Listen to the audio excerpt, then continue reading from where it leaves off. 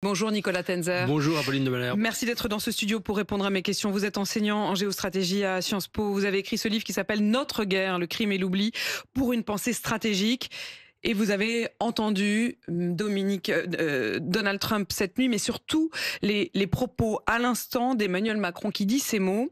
Nous sommes dans un temps de grande incertitude et c'est comme cela qu'il justifie le fait de s'adresser aux Français ce soir à 20h. Ce temps de grande incertitude, j'aimerais qu'on commence à le décrypter avec vous. D'abord par ce qu'il s'est dit cette nuit. Donald Trump qui s'est donc adressé aux Américains, discours à la Chambre des représentants. Il dit avoir reçu une lettre de Volodymyr Zelensky. Il est dit dans cette lettre, dit Donald Trump, l'Ukraine est prête à s'asseoir à la table des négociations dès que possible pour revenir à une paix durable.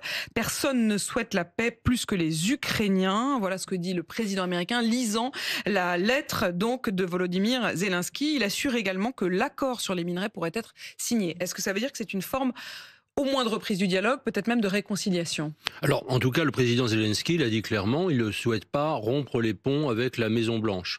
Quant à ce qu'il a dit dans cette lettre, c'est-à-dire que les Ukrainiens étaient prêts à discuter, que de toute manière, ils étaient ouverts à la paix, par définition, qu'il la souhaitait avant tout, c'est quelque chose qu'il dit depuis plusieurs mois. Donc ce n'est absolument pas nouveau. Là, c'était Trump, clairement, qui avait brisé en quelque sorte complètement le dialogue, de manière volontaire, de manière peut-être planifiée lors de cette fameuse séance dans le bureau ovale, parce que, tout simplement, il voulait humilier Zelensky et que il était totalement passé du côté de la Russie.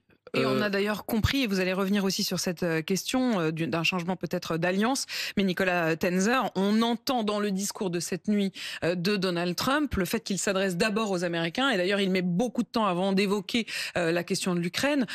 Au fond, ce qu'il s'est passé dans le bureau ovale, c'est peut-être d'abord un signal vis-à-vis de son électorat.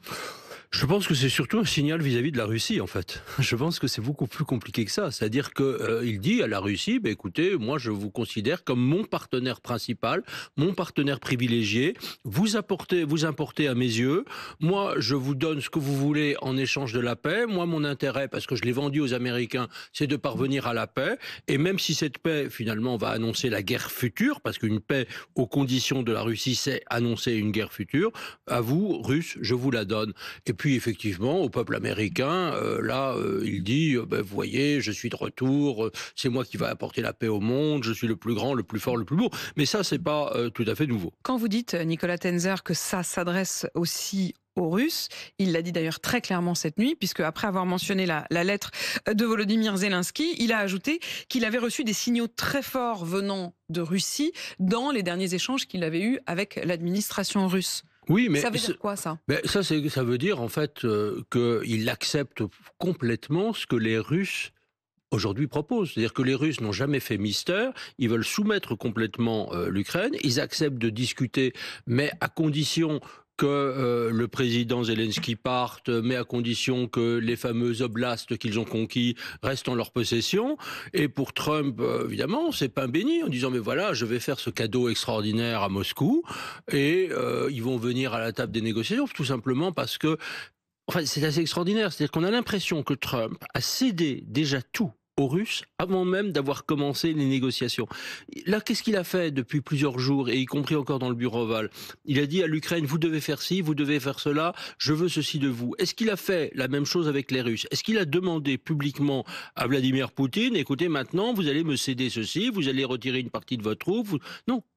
C'est-à-dire qu'aujourd'hui, Trump joue du côté de la Russie pour demander à l'Ukraine toutes les concessions possibles, mais il n'a jamais demandé à Moscou la moindre concession. Et on va revenir aussi sur les conséquences pour l'Europe, pour la France. Mais quand il dit l'Ukraine est prête à s'asseoir à la table des négociations et à signer l'accord sur les minerais, dans le même temps, Volodymyr Zelensky parle de cette trêve aérienne et maritime avec la Russie pour initier les discussions pour une paix durable. Est-ce que lorsqu'il parle de cette trêve-là, c'est la même chose dont parlent Emmanuel Macron et le Premier ministre britannique?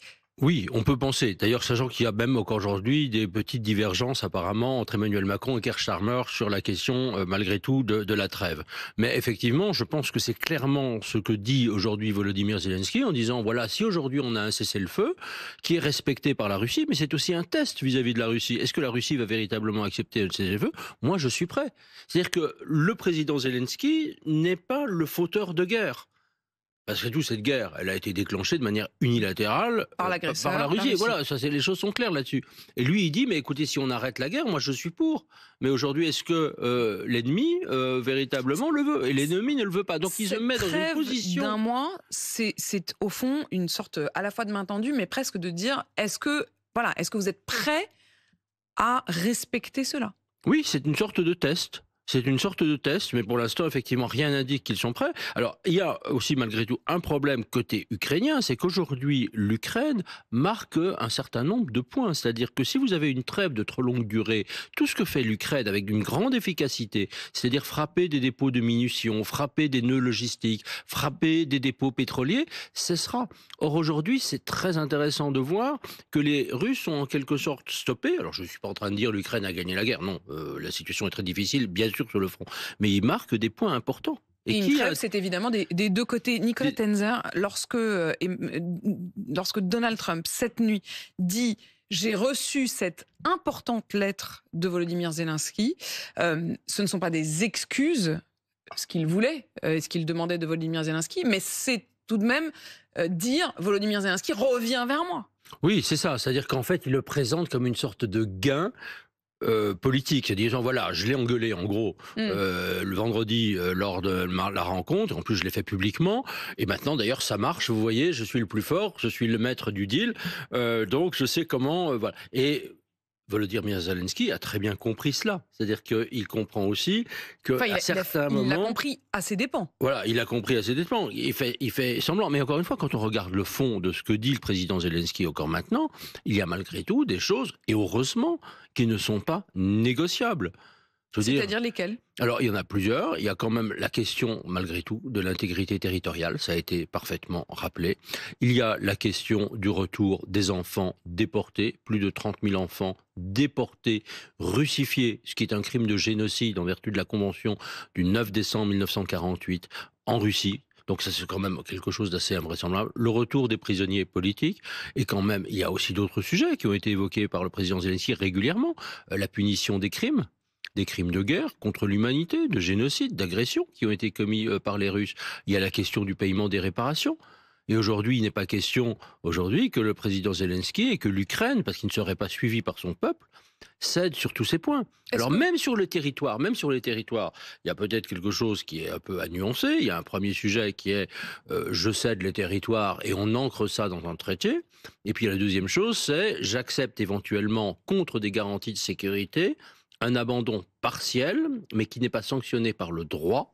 Partiel et temporel ? Voilà, temporaire. Alors, en même temps, c'est très gênant, parce qu'il y a une partie des Ukrainiens qui ne l'acceptent pas, pour une bonne raison d'ailleurs, une vraie raison, qui est que dans tous ces territoires qui sont aujourd'hui occupés par la Russie, vous avez tous les jours des viols de masse, des tortures. Encore aujourd'hui ? Encore aujourd'hui. Viols de masse. C'est documenté ? Torture, c'est documenté. Torture, exécution sommaire, déportation d'enfants que j'évoquais à l'instant.